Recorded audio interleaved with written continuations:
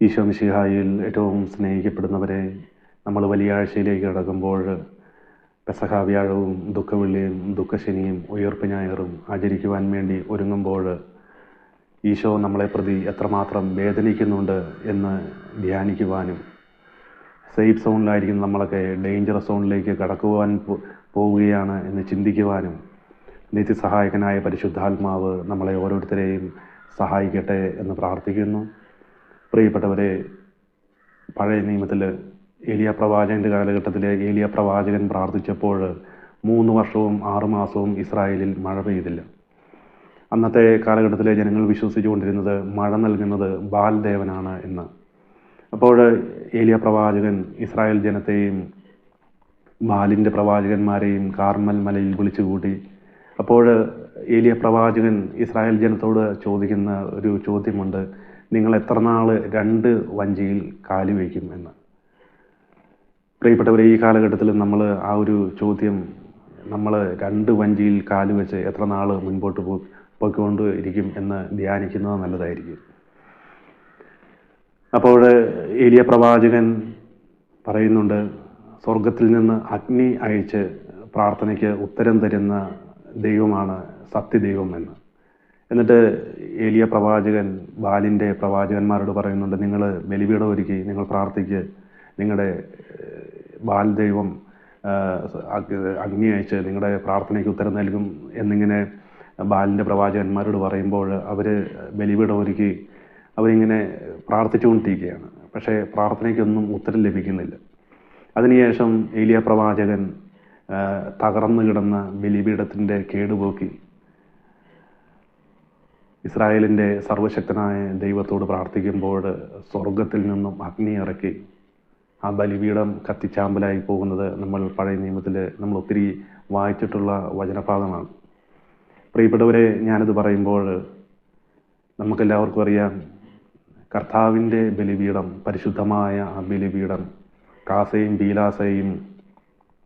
ബീലാസയിലേക്കും ഈശോയുടെ ശരീരവും രക്തവും പരിശുദ്ധാത്മാവ് ഇറങ്ങി വന്ന് മുന്തിരിച്ചാറും ഗോതമ്പപ്പവും ഈശോയുടെ ശരീരവും രക്തവുമാക്കുന്ന ആ വിശുദ്ധമായ ബലിപീഠം നമുക്കെല്ലാവർക്കും അറിയാവുന്നതാണ്. കുറച്ച് നാൾ മുമ്പ് ആർക്കാണ്ടൊക്കെയോ അഭിഷേകം കയറി എന്നൊക്കെ പറഞ്ഞ് ബലിപീഠം തള്ളി മറിച്ചിടുമ്പോൾ ഈശോ എത്രമാത്രം വേദനിച്ചിട്ടുണ്ടാവും എന്ന് പലരും അതിനെക്കുറിച്ചൊന്നും ധ്യാനിക്കാറില്ല. കാരണം അത്ഭുതങ്ങളും അടയാളങ്ങളും ഇപ്പം സംഭവിക്കും, അപ്പം സംഭവിക്കും, അങ്ങനെ ചെയ്താൽ ഇത് സംഭവിക്കും, ഇങ്ങനെ ചെയ്താൽ ഇത് സംഭവിക്കും എന്നിങ്ങനെ പറഞ്ഞുകൊണ്ടിരിക്കുന്ന ഈ കാലഘട്ടത്തിൽ കർത്താവിൻ്റെ ബലിപീഠം തകർത്തിട്ടിട്ട് ഒരു പാവപരിഹാര ബലി അർപ്പിക്കാതെ, അല്ലെങ്കിൽ എല്ലാവർക്കും കൂടി നമുക്ക് ഈശോയുടെ സന്നിധിയിൽ, കാരണം പഴയ നിയമത്തിൽ ബലിപീഠം തകർക്കുമ്പോൾ അല്ലെങ്കിൽ ഈശോയിൽ നിന്ന് അകന്നു പോകുമ്പോൾ, സർവശക്തനായ ദൈവത്തിൽ നിന്ന് അകന്നു പോകുമ്പോൾ അവർ പാവപരിഹാര ബലിയർപ്പിച്ച് കർത്താവിലേക്ക് തിരിച്ചു വരും.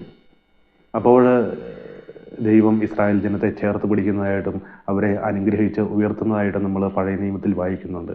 പ്രിയപ്പെട്ടവരെ, എന്നാൽ ഇന്ന് ഈ കാലഘട്ടത്തിൽ കർത്താവിൻ്റെ ബലിപീഠം തകർത്തിട്ടിട്ട് ഒരു പാവപരിഹാര ബലിയർപ്പിച്ച് കർത്താവിൻ്റെ സന്നിധിയിലേക്ക് കടന്നു വരുവാൻ വേണ്ടി ആരും ആഗ്രഹിക്കുന്നില്ല. കാരണം ഒരു സൈഡിൽ കൂടെ മറ്റു കാര്യങ്ങളൊക്കെ പറഞ്ഞ് നമ്മളിങ്ങനെ പോയിക്കൊണ്ടിരിക്കുകയാണ്. കർത്താവ് ഇപ്പോൾ അത്ഭുതം ചെയ്യും, ഇത് വായിച്ചു കഴിഞ്ഞാൽ അത്ഭുതം, ഇത് എഴുതിയാൽ അത്ഭുതം എന്നൊക്കെ പറഞ്ഞു പോകുമ്പോൾ, പ്രിയപ്പെട്ടവരെ, വരുന്ന നാളുകളിൽ ഏതൊക്കെ അവസ്ഥയിലൂടെയാണോ കടന്നു പോകുന്നത് എന്ന് ചിന്തിക്കാൻ പറ്റത്തില്ലാത്തൊരവസ്ഥയിലേക്ക് കടന്നു പോകുന്നതിന് മുമ്പ് കർത്താവിൻ്റെ സന്നിധിയിൽ എളുപ്പപ്പെട്ട് നമ്മൾ പാവപരിഹാര ബലിയൊക്കെ അർപ്പിച്ച് പാവപരിഹാരം ചെയ്ത് കർത്താവിലേക്ക് തിരിച്ചു ചെന്ന് കഴിഞ്ഞാൽ ഈശോ നമ്മളെ ചേർത്ത് പിടിക്കും. യെശയ്യാ പ്രവാചകൻ പറയുന്നത് പോലെ, ഈ ജനം അതരം കൊണ്ട് എന്നെ ഏറ്റു പറയുന്നു, എന്നാൽ ഹൃദയത്തിൽ നിന്നും വളരെയേറെ അകലെയാണ്.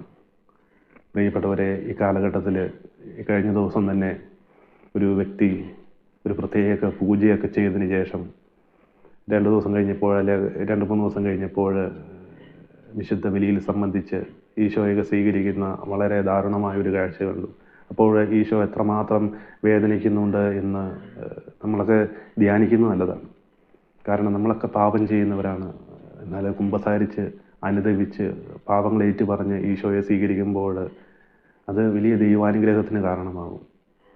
അല്ലെങ്കിൽ ഇങ്ങനെയുള്ള തെറ്റുകളൊക്കെ ചെയ്തിട്ട് ഈ വിശുദ്ധ ബലിയെ സംബന്ധിച്ചിട്ട് ഈശോയെ സ്വീകരിച്ചു എന്നൊക്കെ പറയുമ്പോൾ കുമ്പസാരിച്ചിട്ടൊക്കെ ആയിരിക്കും. പക്ഷേ അതിന് ശേഷവും വീണ്ടും ഈ തെറ്റിലേക്ക് കടന്നു പോകുമ്പോൾ ഈശോ എത്രമാത്രം വേദനിക്കുന്നുണ്ട് എന്ന് ചിന്തിക്കുന്നത് നല്ലതായിരിക്കും. ആരെങ്കിലും ഒന്ന് പറഞ്ഞു കൊടുക്കുവാൻ ഒരാൾ പോലും അത് പറഞ്ഞു കൊടുക്കുന്നതായിട്ട് കണ്ടില്ല.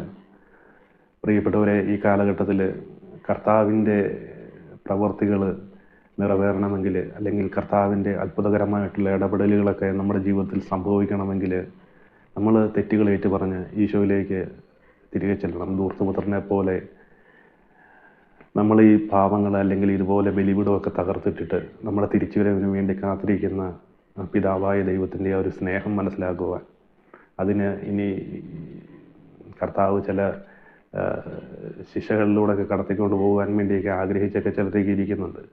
അങ്ങനെയൊക്കെ സംഭവിക്കുവാൻ വേണ്ടിയാണെന്നുണ്ടെങ്കിൽ നമുക്കതിനു വേണ്ടി ഒരുങ്ങി മുൻപോട്ട് പോകാം. ഈ വിശുദ്ധ നാളുകളിൽ ഈശോയുടെ കരുണയ്ക്കായിട്ട് പ്രാർത്ഥിക്കാം. നമ്മുടെ ചെയ്തു പോയ പാപങ്ങളും തെറ്റുകളുമൊക്കെ ഏറ്റുപറഞ്ഞ് പാവപരിഹാര ബലിയൊക്കെ അർപ്പിച്ച് ഈശോയിലേക്ക് തിരിച്ചു പോകുവാൻ, ഈശോയിലേക്ക് അടുക്കുവാൻ, ആ ഒരു സ്നേഹത്തിലായിരിക്കുവാനൊക്കെ നമുക്ക് പ്രാർത്ഥിക്കാം. ഇത് പറയുമ്പോഴൊന്നും പലർക്കും അതൊന്നും ഉൾക്കൊള്ളുവാനൊന്നും പറ്റത്തില്ല. കാരണം ഇതെഴുതിയാൽ അത്ഭുതം, അതെഴുതിയാൽ അത്ഭുതം, ഈ വഴി പോയാൽ അത്ഭുതം, ആ വഴി പോയാൽ അത്ഭുതം എന്ന് പറയുമ്പോൾ കർത്താവിൻ്റെ ബലിപീഠം തകർത്തിട്ടിട്ട് നമ്മൾ എന്തൊക്കെ ചെയ്തു കഴിഞ്ഞാലും പ്രത്യേകിച്ച് ഒരു കാര്യവും ഉണ്ടാകത്തില്ല. ഇതൊക്കെ അനുഭവിക്കുവാൻ വേണ്ടി നമുക്കും ഒരുങ്ങി ഇരിക്കാം. അല്ലെങ്കിൽ കർത്താവിൻ്റെ സന്നിധിയിൽ പാപങ്ങളൊക്കെ ഏറ്റുപറഞ്ഞ് ഒരു പരിഹാര ബലി അർപ്പിക്കുവാനുള്ള വിവേകമുണ്ടാകുവാൻ നമുക്കെല്ലാവർക്കും പ്രാർത്ഥിക്കാം. ഈശോ നിങ്ങളെ ഓരോരുത്തരെയും സമൃദ്ധമായിട്ട് അനുഗ്രഹിക്കട്ടെ. Ave Maria, praise the Lord, hallelujah.